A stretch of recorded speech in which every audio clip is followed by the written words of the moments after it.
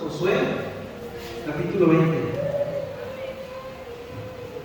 Dice así la palabra santa e inerrante de nuestro Dios. Habló Jehová a Josué diciendo: habla a los hijos de Israel y diles: señalaos las ciudades de refugio, de las cuales yo hablé por medio de Moisés, para que se acoja allí al homicida que matare a alguno por accidente, y no a sabiendas, y os servirán de refugio contra el vengador de la sangre. Y el que se acogiere a alguno de aquellas ciudades, se presentará a la puerta de la ciudad y expondrá sus razones en oídos de los ancianos de aquella ciudad, y ellos le recibirán consigo dentro de la ciudad y le darán lugar para que habite con ellos. Si el vengador de la sangre le siguiere, no entregarán en su mano al homicida, por cuanto hirió a su prójimo por accidente y no tuvo con él ninguna enemistad antes. Y quedará en aquella ciudad hasta que comparezca en juicio delante de la congregación y hasta la muerte del que fuere sumo sacerdote en aquel tiempo. Entonces el homicida podrá volver a su ciudad y a su casa y a la ciudad de donde huyó. Entonces señalaron las sedes en Galilea, en el monte de Neftalí, Siquem, en el monte de Efraín, Kiriat Arba, que es Hebrón, en el monte de Judá, y al otro lado del Jordán, al oriente de Jericó. Señalaron a Becer, en el desierto de la llanura de la tribu de Rubén, Ramón en Galad de la tribu de Gad, y Golán en Basán de la tribu de Manasés.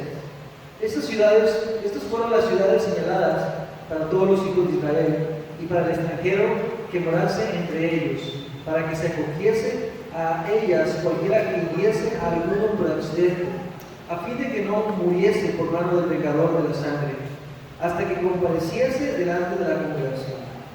Pueden tomar su lugar.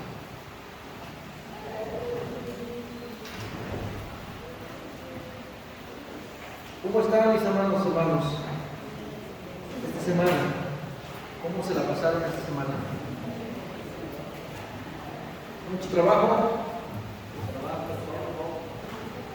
con salud, enfermedad. Hermanos, espero que esta meditación pueda ser de edificación para sus almas y que Dios pueda usarla también para salvación para aquellos que están sin Cristo. ¿Cuál es el propósito de las meditaciones, hermanos?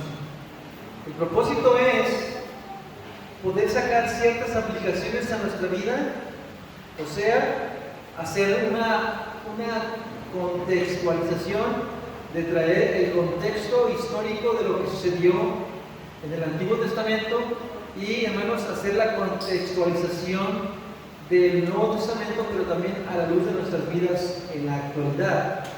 A esto, hermanos, se le llama una extrapolación, o sea, traer lo que sucedió en el Antiguo Testamento y aplicarlo a nuestras vidas en el Nuevo Testamento, pero a la luz de nuestras vidas en la actualidad. Recuerden que las Santas Escrituras, hermanos, tienen como fin, como dice el apóstol Pablo a Timoteo, dice que toda Escritura es inspirada por Dios y es útil ¿para qué, hermanos? Para redarguir, ¿para qué? Para instruir, para enseñar, para a todo hombre, a fin de que todo hombre sea enteramente preparado para toda buena obra y sea perfecto, ¿no? Entonces, la Escritura, ¿para qué está? ¿Para qué? Para instruir, exhortar, hermanos, y para poder enseñarnos también el misterio de Cristo, porque la finalidad es mostrar también a Cristo y a este crucificado en el Antiguo Testamento. Hermanos, recuerden que el Señor dice, cuando iba camino a Maús, que dice que todas las Escrituras hablaban de Él, ¿verdad? Entonces la finalidad es ver a Cristo en el Antiguo Testamento y sacar aplicaciones y exhortaciones para nuestras vidas en la actualidad. El texto, hermanos, como título de este capítulo sobre las ciudades de refugio, puse por título a Jesús como nuestro pariente redentor. Hermanos, quiero empezar con eso. ¿Cómo es que nosotros podemos ver a Cristo en el Antiguo Testamento sin caer, hermanos, en un cristocentrismo falso? O sea, ¿cómo es que vemos a Cristo en el Antiguo Testamento, pero no lo queremos forzar, meterlo, para que podamos decir, bueno, ahí está Cristo? Sino tenemos que hacer, hermanos, una tipología, una alusión. O sea, lo que la Biblia enseña como tipología es las sombras y tipos o figuras de lo que estaba en el Antiguo Testamento, que nos dirigían para ver a Cristo. Cómo es que el Señor está en cada pasaje, cada libro, cada hoja del Antiguo Testamento. Decía Spurgeon, hermanos, que no hay una hoja en toda la Biblia que si la arrancas no corra sangre del Cordero. O sea, lo que estábamos viendo es que cada escrito, cada capítulo se encontraba a Cristo. Y dice que si rompes cualquier hoja de la Biblia, correrá sangre del Cordero. Queda entender que Cristo se encuentra en cada capítulo. Ahora bien, tenemos herramientas para poder ver, hermanos, que no estamos forzando a Cristo, sino que tenemos que ver el contexto histórico gramatical, o sea, lo que sucedió en ese tiempo y el propósito de esta situación que leemos en el texto. Por ejemplo, se nos habla que así como Moisés levantó ciudades de refugio, también se nos habla que Josué, hermanos, siguió el mismo patrón de cuando iba a repartir la tierra. Josué, hermanos, también designa, dentro de las 12 tribus, designa ciudades de refugio. ¿Qué finalidad tenían esas ciudades de refugio? Bueno, la finalidad de la ciudad de refugio, hermanos, es de que se protegiera la vida de aquellas personas que habían cometido un asesinato, pero no fue un asesinato con toda la alevosía y ventaja. O sea, no fue un asesinato intencional, sino fue un asesinato que no fue intencional. Entonces, estas ciudades defendían a aquel que huía por su vida y tenía que ser llevado el caso ante los ancianos para ver si su caso realmente era un caso de un asesinato imprudencial o no intencional, o fue un asesinato que realmente fue intencional. Ahora bien, hermanos, los ancianos tenían que juzgar y determinar si le daban asilo o realmente tenía que ser entregado en manos del vengador. O sea que esto implicaba, hermanos, que las ciudades de refugio no proveían, fíjense bien, las ciudades de refugio no proveían seguridad a los culpables de la muerte intencional, sino solamente aquellos que cometían este asesinato que no fuera intencional. O sea, hermanos, que estas ciudades no eran para proteger a los malos, sino a los inocentes, a los que no eran culpables de ese crimen, ¿no? Y lo que quiero que se entienda, hermanos, en primer lugar es que Dios le interesaba, hermanos, mostrar la espiritualidad de la ley. ¿Por qué menciono sobre la espiritualidad de la ley? ¿Qué es la espiritualidad de la ley? Recuerden que en el Sermón del Monte el Señor nos habla sobre la espiritualidad de la ley. La espiritualidad de la ley entonces es, hermanos, que el Señor ve el corazón y la intención del corazón, o sea, los motivos importaban. ¿Por qué? Porque la ley en sí, la letra de la ley que decía, no matarás. Y cualquiera que matara era culpable delante de Dios. Pero ¿cuál es la espiritualidad de la ley? La espiritualidad de la ley, hermanos, es que la intención del corazón era lo que contaba para Dios.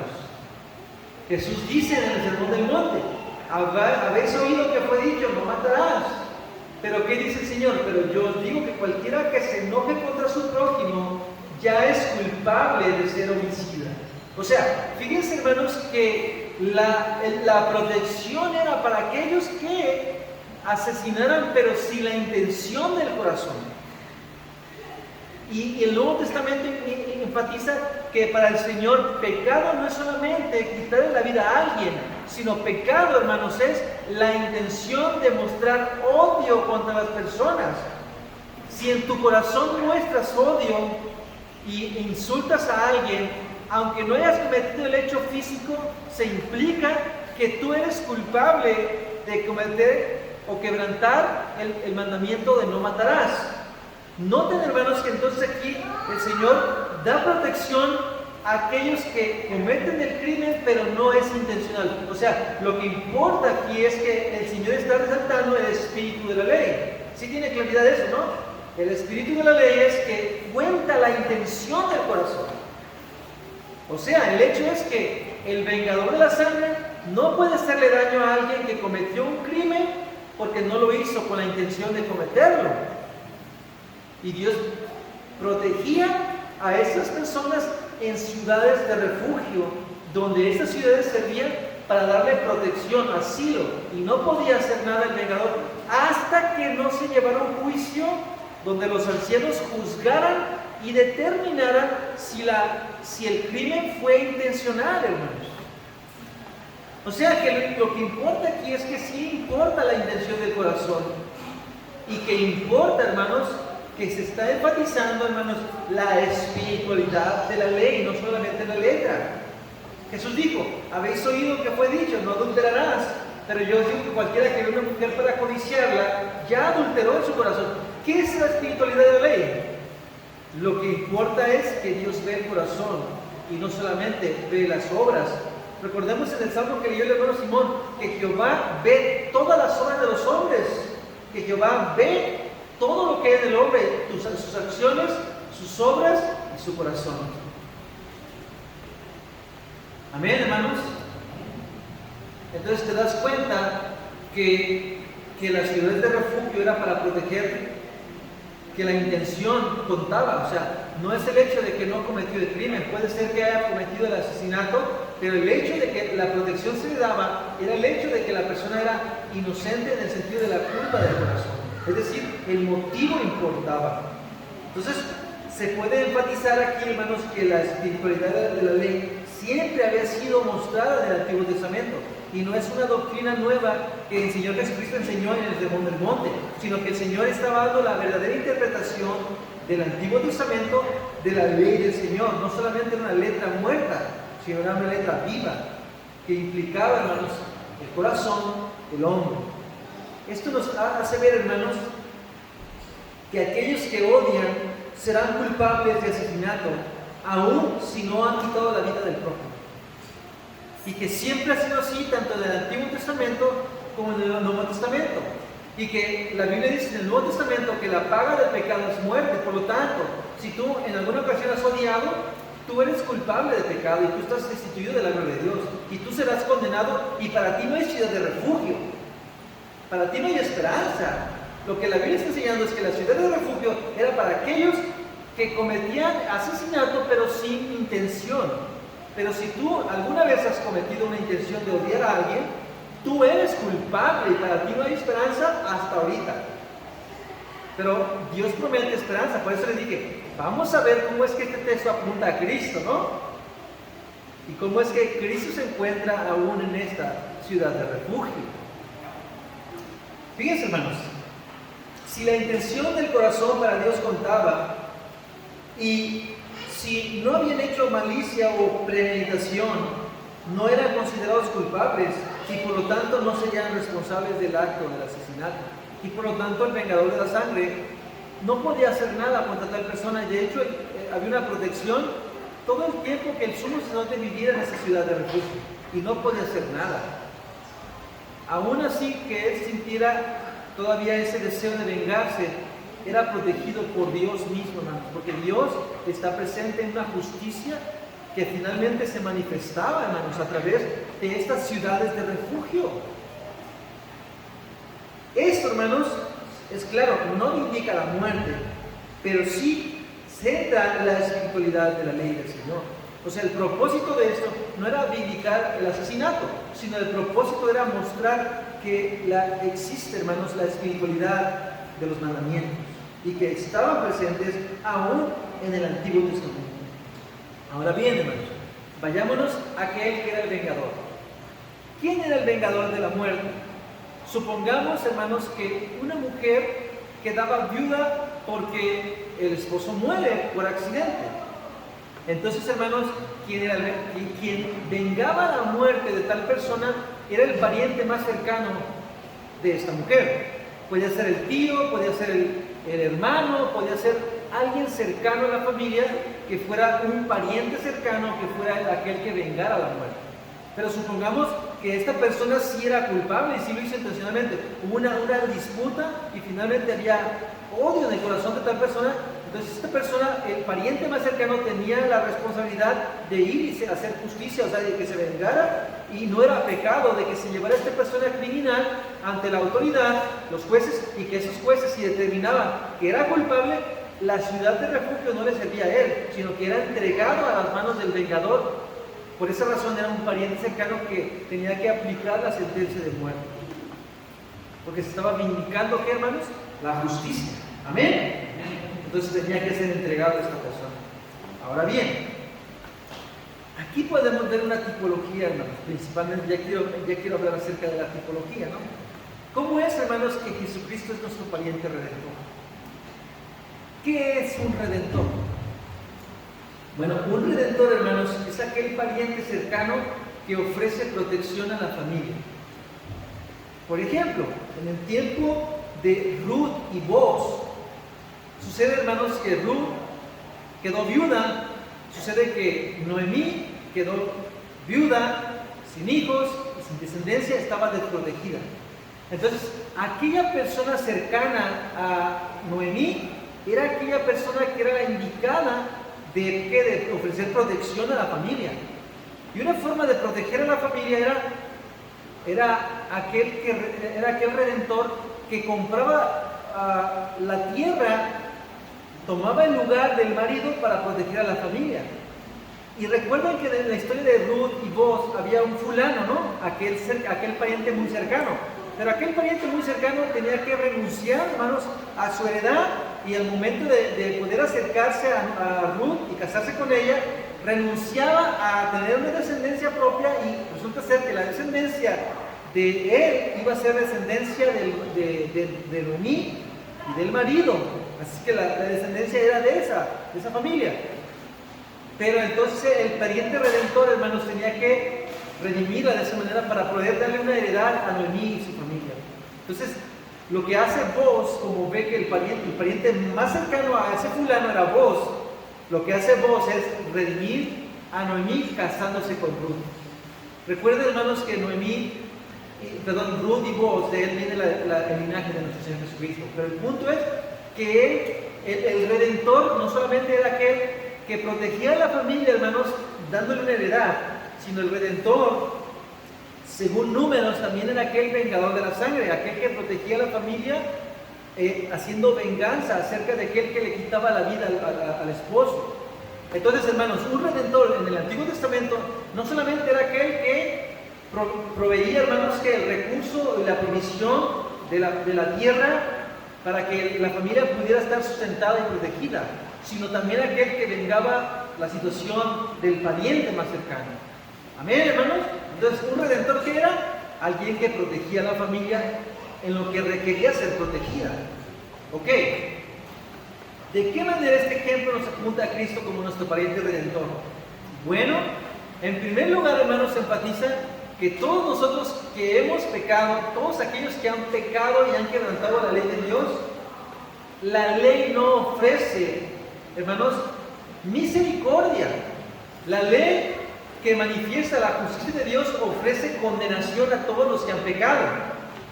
Entonces, ¿de qué manera Cristo nos ofrece seguridad y protección al ser nuestro pariente más cercano? Ahora, ¿por qué Cristo es nuestro pariente más cercano? Porque dice las Escrituras en Juan 1 que aquel verbo que era con Dios y que era Dios se hizo carne y habitó en un cuerpo, hermanos, como el de nosotros, y tuvo la semejanza del hombre, y de esa razón Cristo es nuestro pariente más cercano, en el sentido de que él también era hombre. No solamente era Dios, sino que era hombre, en todo semejante a su prójimo, en todo semejante a nosotros, para poder ser aquel pariente redentor. Ahora bien, si Cristo era hombre como nosotros, y en todo era semejante a nuestra naturaleza, Él era el único que podía ser aquel mediador entre Dios y los hombres. Por esa razón, ¿cómo es que Él ofrece, hermanos, una ciudad de refugio a los que han pecado, han quebrantado la ley de Dios y que merecen la justicia eterna por causa de sus pecados? Merecen el infierno eterno. Cristo vino aquí, hermanos, a ser aquel hombre que vino aquí en todo a defender a su pueblo y a darle todo lo necesario. ¿Para qué? No solamente para darle una heredad, porque Jesucristo vino a darnos una herencia y a darnos una heredad, pero también vino a ser el vengador de la sangre, hermanos. ¿En qué sentido? En el sentido de que Él vino a entregar su vida para que la ira de Dios cayera sobre su persona y Él recibir toda la justicia y la severidad de la ira de Dios. Hermanos, entiendan esto: Jesucristo es nuestro pariente redentor porque Él vino a satisfacer la justicia de la muerte. El vengador de la sangre es aquel que reclama justicia por el pecado, por el crimen que se ha cometido. Y nosotros somos culpables, aunque no sientas la culpa, eres culpable por haber quebrantado la ley de Dios y mereces el infierno.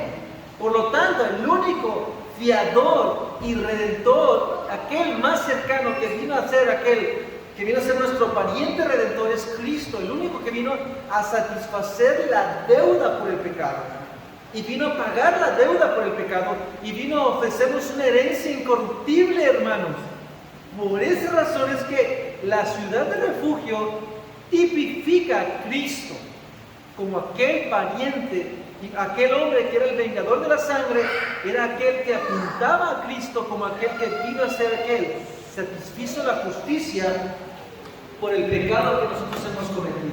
Ahora bien, esto es algo que nos ayuda a descansar en la persona y obra de Cristo, porque nos enseña que Él es nuestro pariente redentor, aquel que vino a poder dar protección hasta lo extremo por su pueblo. Su iglesia es afortunada de tener a Cristo como su pariente redentor, hermanos. ¿Por qué? Porque Cristo es aquel que vino a defendernos en todos nuestros enemigos. Tenemos enemigos, ¿cuáles son? El pecado es uno y Cristo vino ¿a qué? A dar fin al pecado. Tenemos otro enemigo que es la muerte, porque la paga del pecado es muerte. Bueno, Cristo vino a vencer la muerte en la cruz. Tenemos el enemigo que es el diablo, hermanos, pero Jesucristo vino a vencerlo y exhibirlo en su propio terreno públicamente, hermanos. Exhibió a sus enemigos en la cruz. Por lo tanto, hermanos, vean aquí, hermanos, que no estamos metiendo a Cristo forzadamente. Cristo es nuestro pariente redentor y aquel que venga la sangre y aquel que nos promete un lugar de refugio, una tierra segura donde no habrá condenación, ni más lamento, ni más dolor. Él vino a ganar el cielo para su pueblo. Por lo tanto, Él es el pariente redentor que necesitamos y que necesitas tú si estás sin Cristo. Quiero decirles algo: la ley de Dios es eterna, el juicio de Dios es eterno. Y solamente uno que fuese hombre como nosotros y eterno como el Padre podía satisfacer la deuda del pecado, podía satisfacer la justicia de Dios. Por lo tanto, Él es el único que es nuestro pariente redentor. En este sentido es que nosotros vemos a Cristo en el Antiguo Testamento. Hermanos, cuando Dios dio esa ciudad de refugio, era para enseñar al pueblo que había alguien que iba a ser aquel que iba a satisfacer por completo todas las sombras y figuras del Antiguo Testamento. Si tú estás en tus pecados y continúas en tu necedad de no confiar en Cristo, estás en peligro real de ser condenado por causa de que tú no eres inocente. Tú no eres inocente para recibir una ciudad de refugio por causa de tu pecado. Tú eres culpable, tú has mentido, has robado, tú has odiado, has pecado contra la ley del Señor, la has quebrantado. Y no hay lugar de refugio excepto Cristo, el único que te puede dar refugio para tu alma, para tu salvación. Por esa razón te exhortamos a que te arrepientas y que creas en Jesucristo, que pongas tu esperanza en el único mediador entre Dios y los hombres. ¿Qué aplicación vemos de todo esto, hermanos, para nosotros? En que Dios, hermanos, es digno de ser servido, Cristo es digno de ser servido y debería haber gratitud. O sea, la aplicación que yo saco con esto es que debería haber gratitud en la iglesia, y esa gratitud se manifiesta por obediencia. Si tú no entiendes todo lo que Cristo ha hecho, pero ahora lo entiendes como iglesia, como creyente, tú deberías crecer más en tu obediencia y más devoto a Cristo. y deberías servirlo más y con más ahínco y con más entrega, y deberías tener más gratitud de lo que tu pariente redentor ha hecho. Esto debería impulsar a los cristianos a ser más fervientes en su devoción a Cristo y no estar siendo arreados para que obedezcan. Hermanos, esto nos lleva a meditar en las excelencias de nuestro bendito Redentor. ¿Por qué se le llama Redentor? Entendemos que Él es nuestro Redentor. ¿Qué dice, hermanos, los profetas? Yo sé, ¿qué dice Job de Cristo? Yo sé que mi Redentor vive. ¿Quién es el Redentor?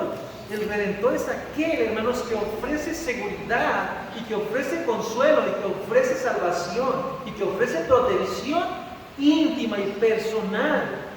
Si Cristo es tu Redentor, entonces tú deberías ser más entregado en gratitud a esa redención.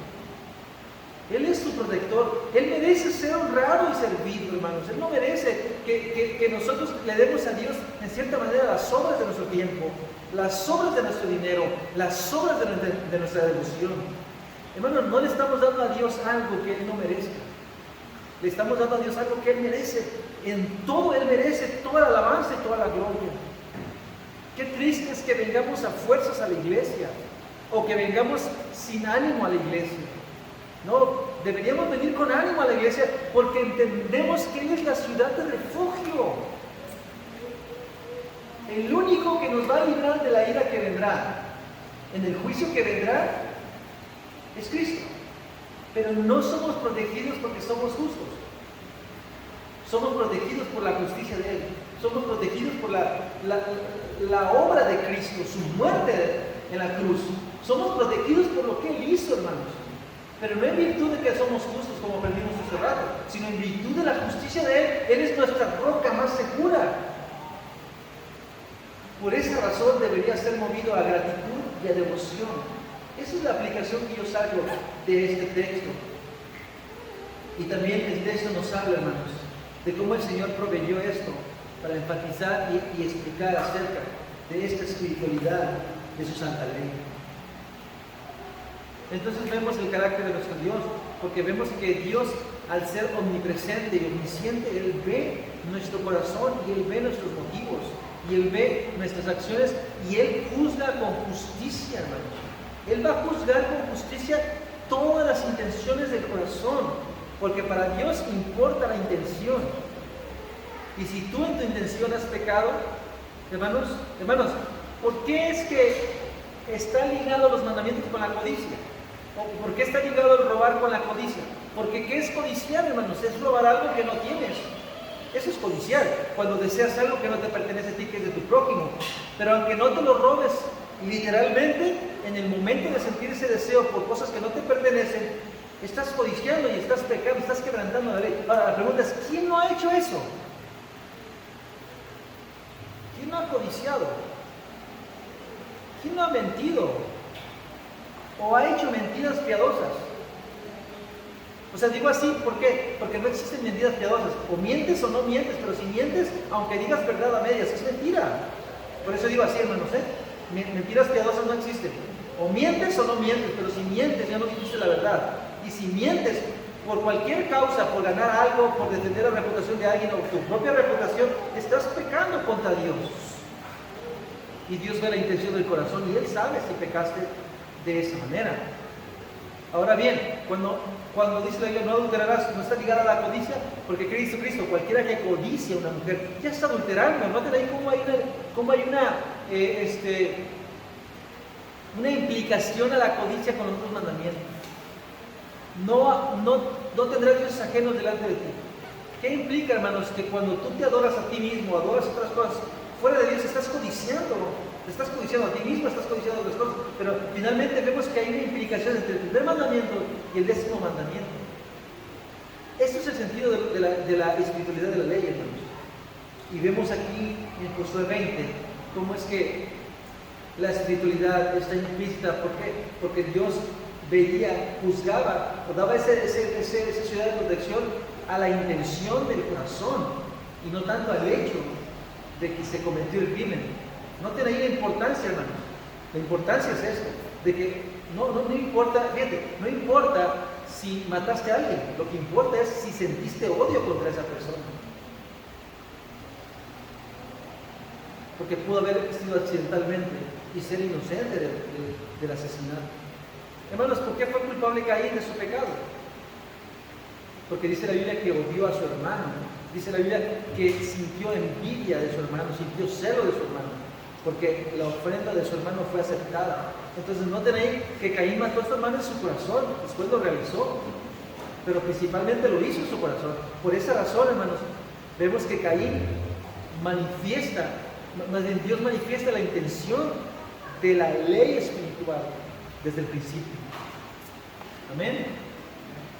Y vemos aquí nuevamente, hermanos, cómo el Señor manifiesta esto y cómo esto nos lleva a entender que Cristo es el único que puede librarnos y es la única ciudad de refugio que tenemos.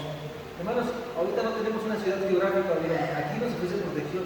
Es Cristo el único que ofrece protección a todo aquel que cree y se refugia. Amén.